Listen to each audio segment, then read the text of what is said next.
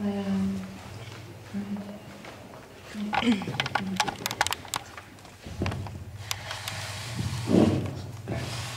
muchas gracias. Vaya mesa que tenemos, y además es muy interesante porque en pocas ocasiones se suele ver lo que yo creo que se ha puesto en evidencia, ¿no? Y es la pluralidad de posturas que hay en el psicoanálisis, ¿no? Y eso siempre me parece interesante. Tenía varias preguntas, pero voy a empezar por la última porque es un poco el tema que es proseguir, ¿no? Con lo que estábamos... Porque yo entiendo efectivamente esto de la lógica, creo entender, esto de la lógica de conjuntos, ¿no? De que hay una universalidad, un conjunto universal, el significante de la universalidad, y por oposición, aunque es no una... Bueno, no es la negación, sino la... que Kant usaba mejor. Eso, el juicio infinito, ¿verdad? Lo que está fuera, ¿verdad? Lo que no es esto, ¿verdad? Pero a mí me parece que es interesante, y además es que tenéis que estar de acuerdo porque en vuestro discurso creo que también está presente, ¿no? La compañera que acaba de intervenir ha empezado así. Si es una construcción social, tiene una historia. Es decir, yo no diría tanto, porque claro, la palabra ideológico está muy ideológicamente cargada también a su vez, y está muy polisémica. Yo no diría tanto que son posiciones ideológicas, pero lo que tampoco diría es que son conjuntos vacíos. O sea, el conjunto de la universalidad y lo que no está en la universalidad, esa universalidad tiene un contenido, y tiene un contenido histórico. A mí me parece que eso es... Y es más, lo que me pregunto es si es siempre el mismo. Está claro que siempre la posición masculina pues es la posición del hombre, existe un contenido muy claro. El hombre es la razón, la mujer es la naturaleza, los sentimientos, pero si es que tiene una historia. Entonces, me parece que eso es un poco en lo que... Yo no veo problema en que estéis de acuerdo en eso, y me parece que quizás estéis discutiendo sobre estas cuestiones, ¿no? Que hay una normatividad valorativa que tiene una historia, que se da en un contexto histórico-social, ¿verdad? Y que eso es lo que hace valorar de una manera u otra la diferencia sexual. Por ejemplo, la cuestión de la presencia o ausencia, ¿no? ¿Por qué la presencia del órgano genital masculino, en tanto que es externo y visible, ¿no? Tiene que ser valorada positivamente? Porque en este congreso todos los lacanianos están de acuerdo en que eso es una metáfora. Pero yo me he encontrado lacanianos para los cuales el falo es literalmente el pene. Y además, está en la facultad también, es decir, ¿no? Y yo digo, vamos a ver, pero que se atribuya a la presencia de ese órgano genital un valor positivo y no, por ejemplo, negativo, porque podría ser algo negativo tener. Eso responde a un contexto social. Oye, pues no había manera. Era una especie de lógica inexorable, ¿verdad? Que parecía que la teoría, no sé, ¿no? La prueba lógica de presencia hace que lo presente sea mejor que lo ausente. Pues hombre, depende de lo que tengas, ¿no? Cosas de ese estilo, ¿no? Luego te encuentras con cosas de ese estilo, ¿no? Entonces, me parece interesante eso, ¿no? Poner un poco en diálogo, pues que hay una cuestión política y social y histórica, y que todo eso está ahí, ¿no? Y en este sentido, claro, la cuestión es el lenguaje es negro, ¿verdad? Es que, por retomar también lo que hace 2 o 3 sesiones por la tarde también hablamos, ¿no? ¿Hasta qué punto, si todos los significantes están cargados, el seguir utilizando ciertos significantes y no otros, no contribuye, porque es que se está haciendo política, se quiera o no? Esa es la cuestión, a mí me parece. Se está haciendo política, se quiera o no. ¿Hasta qué punto no contribuye? Y más con ese criptomisticismo en la exposición que el otro día ayer decía Daniel, claro, es que Lacan no hace teoría, hace enseñanza. Y tienes que tener un esfuerzo extra. Estupendo, está muy bien. Yo creo que también para leer a los teóricos hace falta un cierto esfuerzo. Pero tiene sus problemas y tiene graves riesgos, ¿no? Y los riesgos son que se puede contribuir a mantener pues aquello que tú quieres desenmascarar, pero utilizas los mismos significantes de la máscara para desenmascararlos. Y sigues hablando de falo, que no es el falo, pero utilizas la palabra falo. En fin, igual estoy siendo muy así, pero me parece que es una cuestión que no es trivial. Porque, repito, Porque no somos ángeles que hablamos en lenguaje matemático, ¿no? Que diría Carlos, y entonces estamos solo con la teoría de conjuntos. Es que estamos aquí, somos de carne y hueso, tenemos una historia, la particular, la social, la de toda la historia de la humanidad. Entonces me parece que todo esto es ingenuo y que sería positivo que se tuviera en cuenta y a lo mejor ayuda quizá un poco al encuentro, ¿no? Entre estas posturas que hay sobre la mesa. Bueno, luego si hay, tengo otras cuestiones distintas, pero ya está. Bueno, si queréis tomar dos reflexiones bastante largas. Sobre lo que has dicho de si el conjunto vacío no está vacío, claro que no está vacío, está muy lleno, en ocasiones demasiado lleno, y ese es el problema. Es decir, y preguntas, ¿y es siempre, en caso de que tenga contenido, que afirmabas, claro que tiene contenido, ¿es siempre el mismo? No, por Dios, que no es el mismo, o sea, ese es el problema. Si se pretende que es el mismo contenido a lo largo de toda la historia, estamos cayendo casi en un esencialismo, en algo que vendría a repetirse como lo que tiene que ser, ¿no? Y no puede ser de otra manera. Entonces, ya habríamos encontrado el secreto y lo único que se trataría es de o bien localizarlo enterrado en lo femenino, o bien en una tercera instancia X, pero claro, no es siempre el mismo. Eso es lo que hay que denunciar, que ni mucho menos es siempre el mismo. Que puede ser cualquier cosa, que cuando Lacan dice un significante se define por no significar nada, no está haciendo simplemente la destrucción del lenguaje. Todo lo contrario, está permitiendo que haya lenguaje. Porque que un significante es aquello que no significa nada, significa que puede significar cualquier cosa. Entonces de ahí tenemos que partir, de que puede significar cualquier cosa. Para lo bueno y para lo malo también. Es decir, de ahí salen también las narraciones salvíficas que creen en el todo, en las posiciones estáticas, etc. Pero bueno, gracias a que no significa nada, puede significar cualquier cosa, con lo que, por supuesto, el vacío no está vacío. Ahora bien, no hay que llenarlo, no hay que colmarlo. Lacan decía que el lenguaje no es aquello que viene a taponar la falla, la ausencia de relación sexual. No es el tapón que se pone en medio, sino que es más bien aquello donde se inscribe la ausencia de relación. Es decir, aquello donde inscribimos esa ausencia y nos ponemos a hacer poesía o cualquier cosa, o nos inventamos el amor, etc. Pero no es un tapón, y eso es muy importante. La presencia-ausencia que tiene que ver con un sistema, por supuesto. Esto también yo creo que ha salido en días anteriores. Tener o no tener no es una cuestión espontánea, ni mucho menos. Tener o tener se tiene o no se tiene de acuerdo a una jerarquía previa de valores. Y lo que hace Lacan con todo esto, claro, él después de hablar de falo va a hablar de función fálica y de fi. Supongo que eso también tiene una cierta evolución, ¿no? Una cierta evolución importante, la función fi. Es decir, deja de llamarlo falo. Deja de llamarlo falo. ¿Por qué? Porque lo que le interesa no es tanto el tener o el no tener, sino el demostrar que el tener y el no tener se inscriben sobre un vacío fundamental, lo que has descrito Jorge muy bien, ¿no? Ese vacío, ese hueco sobre el cual vienen a formarse las identificaciones imaginarias y simbólicas. Pero lo que le interesa a Lacan no es tanto partamos del tener y del no tener, cuanto decir, un momento, tener o no tener ya suponen una falla. Vamos a hurgar en esa falla, en ese fracaso, a ver si nos lleva justamente al punto de evanescencia, como el lenguaje, ¿no? Intentar forzar el lenguaje hasta llegar al punto donde el sentido se desvanece, donde ya no quiere significar nada para poder significar cualquier cosa, que es lo que nos interesa. Pero sí, A ver,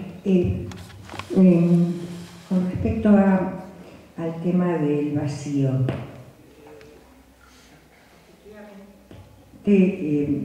las posibilidades que brinda Lacan para el trabajo en filosofía es fantástico, ¿no? Porque es muy sugerente.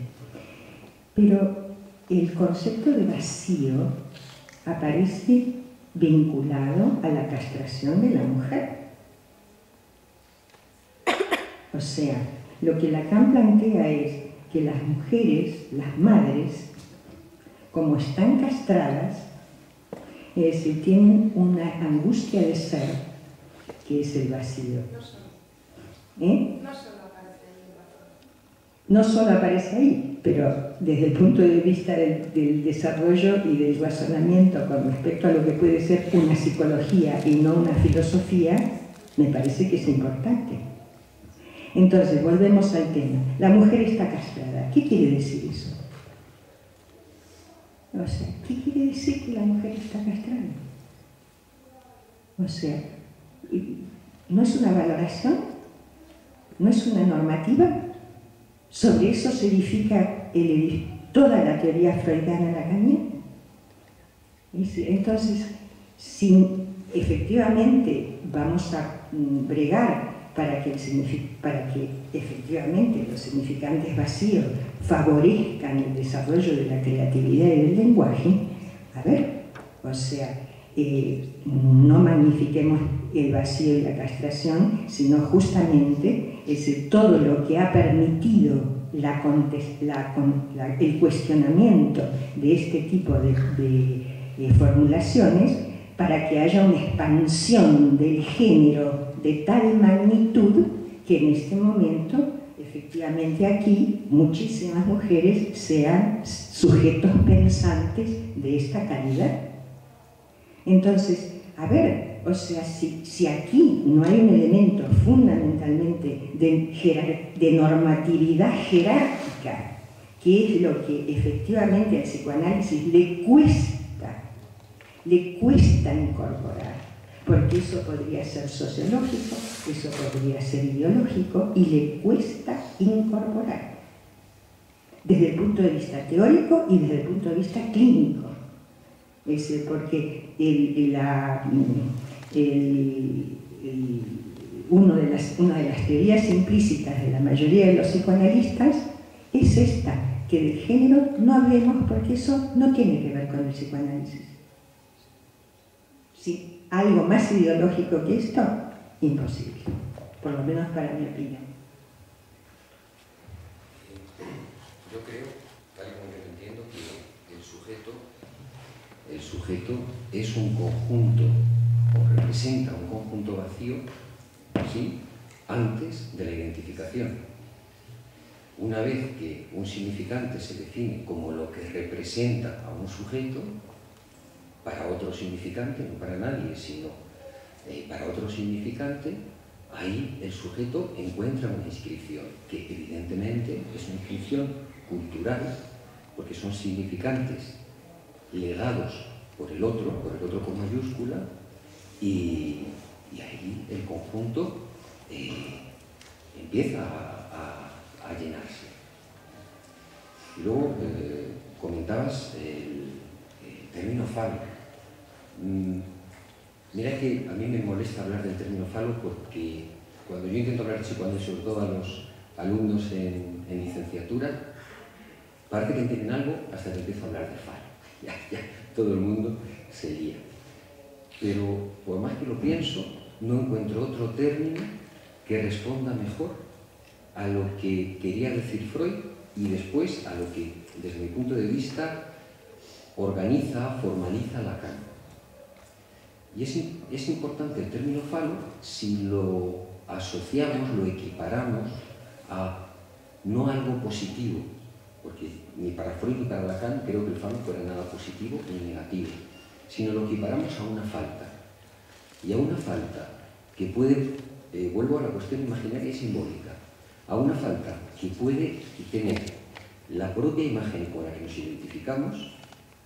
El falo inscribe la posibilidad de que el falo falte en la imagen del cuerpo con la que nos identificamos, por eso el falo remite a una falta, y también hay un falo simbólico, aportación creo fundamental de Lacan, que dice, hay un falo que circula en el lenguaje y que también representa lo que el lenguaje no puede lograr.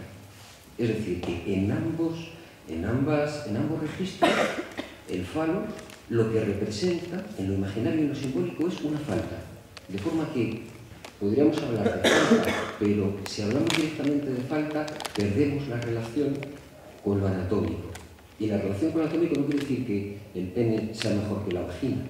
Lo que quiere decir es que para la percepción, las formas salientes tienen una pregnancia, llaman a la percepción, y cuando no hay forma saliente, no llama a la percepción. Es decir, por eso el falo como órgano anatómico, adquiere significancia imaginaria y significancia simbólica para el niño.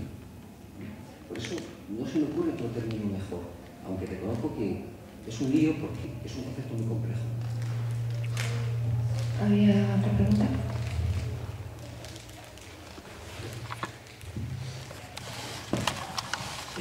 A mí me parece que una cosa que ha dicho Emilce es muy importante hablando específicamente de Lacan. Está manejando, por lo que yo os he oído comentar, dos niveles en los que hay una cierta trampa. Si tú metes la teoría de conjuntos, los conjuntos vacíos, los complementarios, los cerrados frente a los abiertos y tal, parece que estás moviendo en la pura lógica. ¿Qué quiero decir con esto? Yo cuando pienso en los tres entes esos que se han manejado, de lo masculino, lo femenino y el líder de la tribu tal, lo que veo es un conjunto que lo rodea todo, que podría ser la humanidad o algo así. Es decir, la totalidad, lo que quieres decir. Aquí el conjunto de cosas de las que hablo. No sé, Russell o cualquier lógico te dirá, bueno, el primer conjunto es el de la totalidad. Entonces, yo estaba intentando, en mi anterior pregunta, intentar ver en qué se diferenciaba lo masculino de lo femenino a base de complementarios de razonamientos lógicos. Pero cuando os he preguntado eso, me he quedado un poco alucinado, porque la respuesta ha sido, no, ya no es un asunto lógico, es que en la materialidad observa, no sé si observa, crea, no sé cuál es el estatuto ontológico de esa afirmación, pero dice, el hombre se determina como complementario del macho de la tribu y la mujer no se determina de ninguna manera. Esto que estáis diciendo, que el hombre hace esto y la mujer hace eso, pero el masculino hace esto y el femenino hace esto, no es del orden biológico, es del orden de lo empírico o de lo ideológico. Yo no veo cómo podéis decir, desde un punto de vista puramente lógico, que lo masculino, por no sé qué arte de vivir, lo que se define concretamente en contra de tal, y lo femenino, por no sé qué arte de vivir lo que lógico, que me pareció que no era lógico, simplemente les afirma, no, es que ya lo femenino no lo define así, lo define como indeterminado. Pero bueno, ¿por qué? Parece algo ideológico, parece, o lo has observado, en cuestión empírico, pero no es del estatuto ideológico, no es empezar a distinguir categorías de los complementarios y de los conjuntos inscritos y de los conjuntos abiertos y tal, es del orden de yo observo que para los hombres el líder de la vida es muy importante y las mujeres es otra cosa, pero eso es una observación, no es lógico. Y además, yo desconozco la obra de Lacan, pero por lo que venís comentando, ojo con intentar justificar posiciones ideológicas o lingüísticas en supuestas obviedades formales. Pero bueno. Antes de contestar, ¿hay alguna pregunta más? Bueno, a mí me gustaría simplemente agregar un comentario.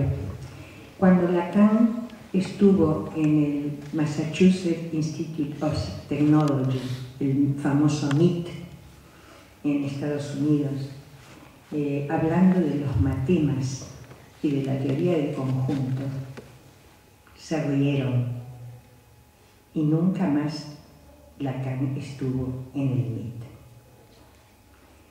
Y cuando él tuvo que defender su teoría de los matemas, lo que dijo es que él lo utilizaba en un sentido poético, que las matemáticas para él estaban sostenidas desde una perspectiva poética y no matemática. Si queréis, esto está registrado. Es decir, no es un chimento que les traigo doméstico, sino que realmente está registrado en las actas de la conferencia.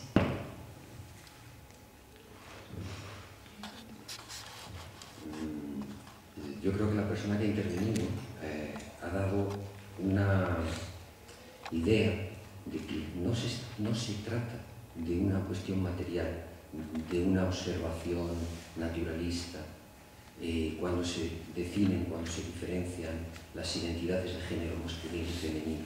No se trata de eso, porque ella ha dicho muy bien, y lo tenía para mi exposición, y como no he dado tiempo, sí que me apetece repetirlo. ¿Qué es lo que sostiene Freud? Ella dice, lo primero que sostiene Freud es que masculino y femenino son abstracciones. Es decir, que no se puede establecer desde la psicología, y menos desde la fisiología, lo que es masculino y lo que es femenino. Entonces, ¿qué aporta Freud en ese primer momento, 3 ensayos de teoría sexual en 1905? Él dice, entre pulsión y objeto sexual no hay sino una soldadura. Y añade, probablemente la pulsión sexual es al comienzo independiente de su objeto y tampoco debe su génesis a los encantos de éste. Es decir, que en un primer momento el objeto no es masculino ni femenino, no es ni homosexual ni heterosexual, ni siquiera es bisexual, aunque Freud sí nombró la bisexualidad. Pero el objeto primitivo es previo a la sexualidad y previo a la diferenciación de sexos. Después, desde lo simbólico, ¿cómo pensamos lo masculino y lo femenino? Y entonces, en una manera de pensar lo masculino y lo femenino, que a mí no me importa si utilizas los matemas de forma poética o de una forma que respondan a una estricta lógica formal. Lo que sí sé es que la teoría de Lacan ha seducido a personas de las más diferentes disciplinas, ¿no? Y no solo, evidentemente, médicos o psicoanalistas, ¿no? Y filósofos, ¿no? Pero también ingenieros, también gente que ha manejado las lógicas formales, los lenguajes matemáticos. Entonces, no me interesa tanto que esté justificada en una estricta verdad o lógica formal, sino si hace referencia a algo que nos faltan, como ha dicho la compañera, las palabras para poder establecerlo y nos permite tener una idea de qué narices estamos hablando cuando hablamos de identidad de género masculina y de identidad de género femenino.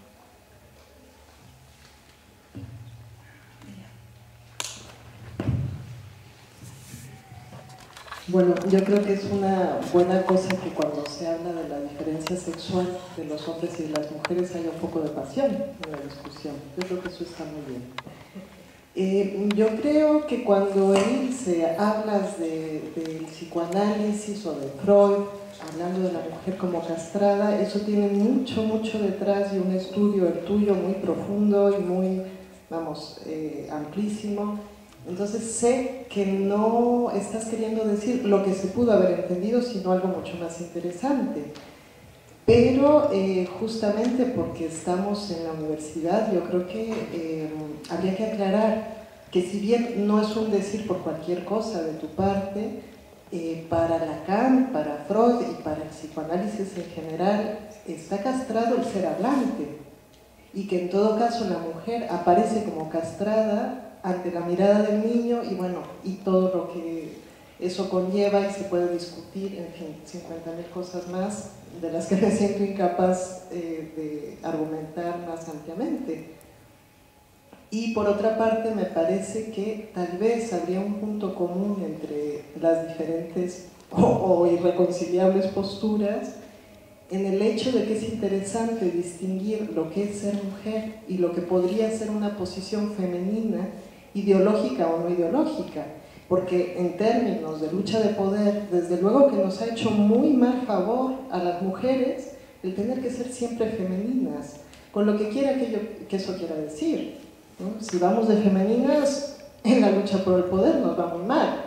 Ahora, que la lucha por el poder a alguien le vaya bien, también está en cuestión, y creo que eso se puede pensar desde la poética lacaniana, si lo queremos llamar así, de una manera interesante.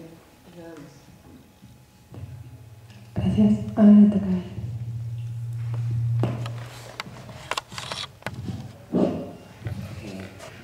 Un pequeño apunte y luego quería hacer una pregunta, pero ya cambiando un poco el asunto concreto. Lo digo pues que si a lo mejor hay más preguntas sobre el mismo tema o sobre la apunte, pero que no voy el micrófono, ¿no? El apunte es que yo no estaría tan seguro, claro, Freud es mucho Freud, mucha variedad, muchos textos muy distintos, que deje tan abstracto e indeterminado lo que es lo masculino y lo femenino, ¿no?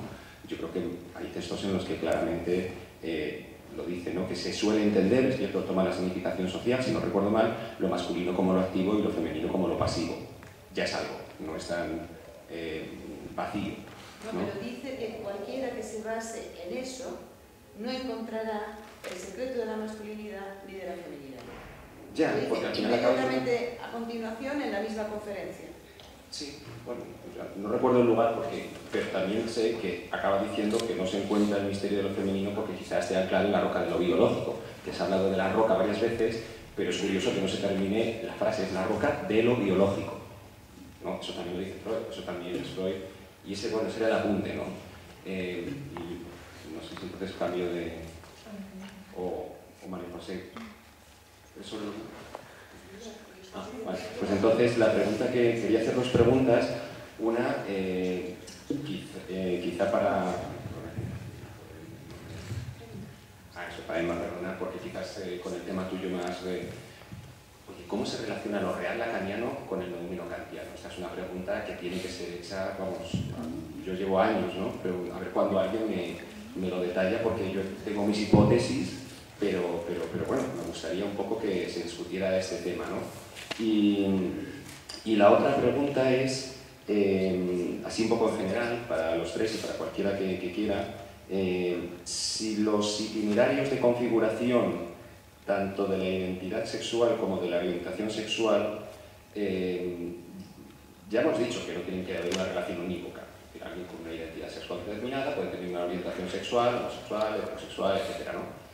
Pero dentro de cada una de estas posibilidades, las explicaciones etiológicas, por así decirlo, hay solo una manera, por ejemplo, de que un hombre sea heterosexual o homosexual, o una mujer, cada uno de esos itinerarios posibles realmente es solo un itinerario.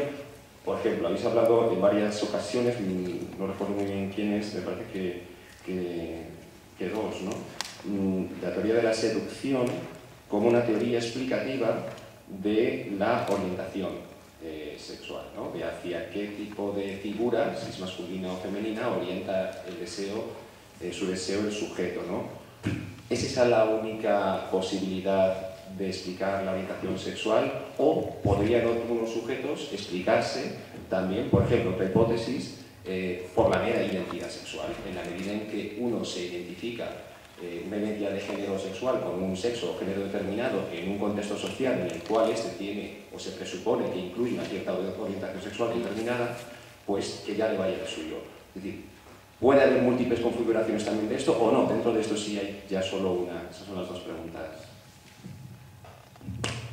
Que haga la pregunta María José y luego ya empezamos con las respuestas.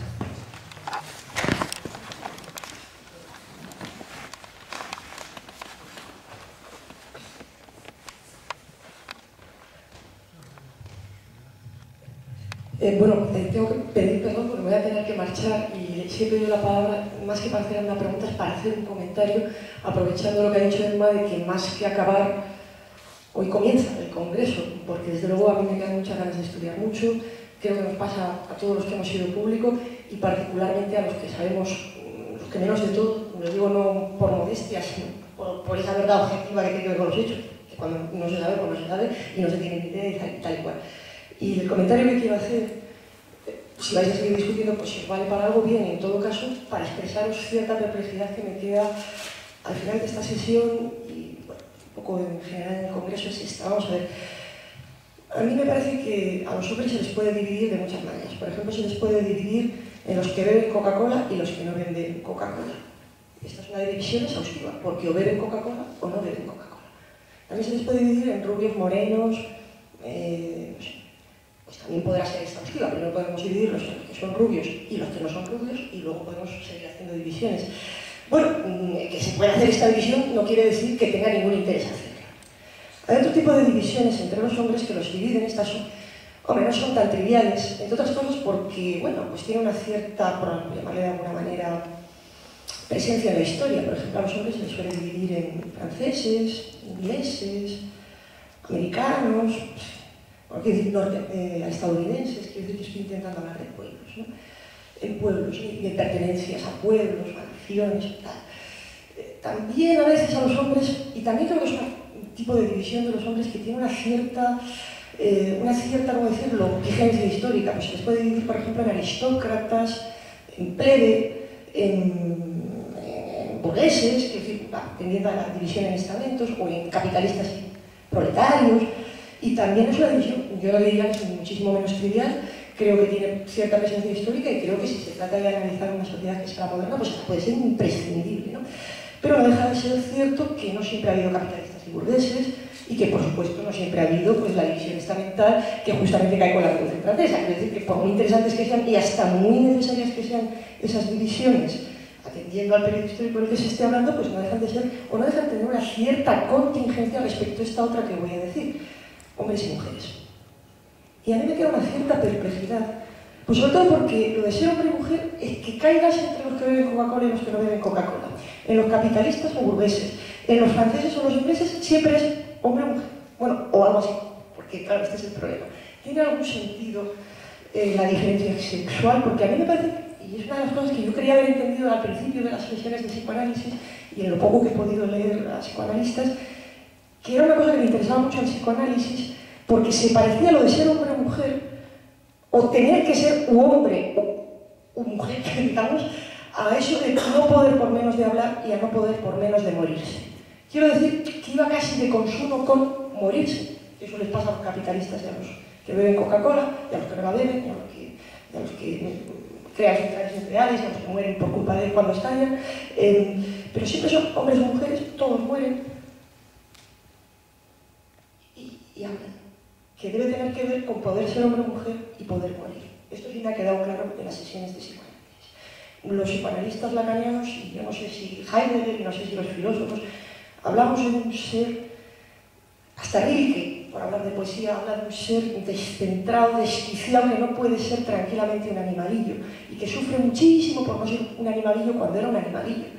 Todo por culpa de que habla, y entonces descubre la muerte, y hasta se encuentra partido por la mitad, y deseando, y todas esas cosas que contáis, deseando, no sé qué, colocar la condición de hombre o de mujer. Y yo quería reivindicar, para terminar, la diferencia sexual, aunque solamente sea porque me parece que es un problema al que siempre quiso hacer justicia el psicoanálisis, y de una manera muy esencial, que era decir algo así como en qué consiste ser de la condición humana. De la condición humana. Y me parece que, francamente, esta especie de imperialismo de la historia, por el cual todo es histórico, y al final lo histórico hasta queda trivializado, porque, oye, si te puedes hacer una identidad sexual a la medida, como puedes elegir un menú, ¿por qué no lo vas a hacer? A fin de cuentas, ¿por qué no va a ser como elegir beber Coca-Cola, teñirte el pelo de azul o de verde, ser hombre, mujer o un corratón?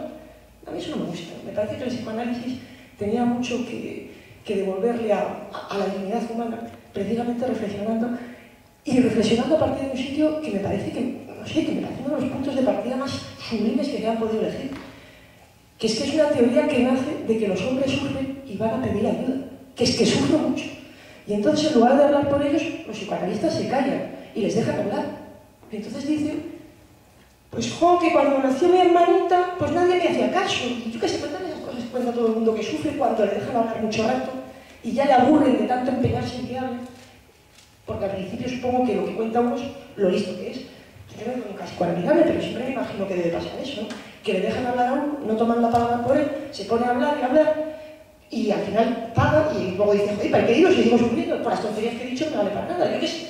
Y habla y habla y habla, al final acaba contando que cuando nació su hermanito, pues yo qué sé, que pasaba que tenía o no tenía, o yo qué sé qué pasaba, o que su mamá le hacía más caso, que no le hacía caso. Es decir, que los hombres sufren. Van al psicoanálisis, hay un tipo de teórico que ha escuchado a los pacientes y se ha puesto a tomarse en serio la diferencia sexual y el dolor de volverse un hombre y de haber nacido. Y he empezado a hacer una meditación que a los filósofos, como no nos va a importar, pues no sé, sobre el ser un hombre y sobre tener la dignidad o la posibilidad de vivir seriamente, pues eso, como un hombre.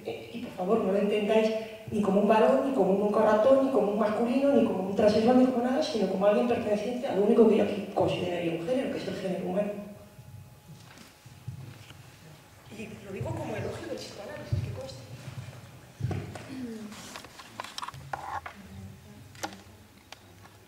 Bueno, pues... Oye, espera, que me perdonéis que me vaya porque es que encima no me quedo a escuchar, es que me tengo de Bueno, yo también les he prometido a mis padres, que soy hija, que iba a estar con ellos esta tarde, entonces ya estoy llegando a esta tarde. Y lo de ser hijo y padre me parece muy importante, y pues, que muchísimas gracias a todos.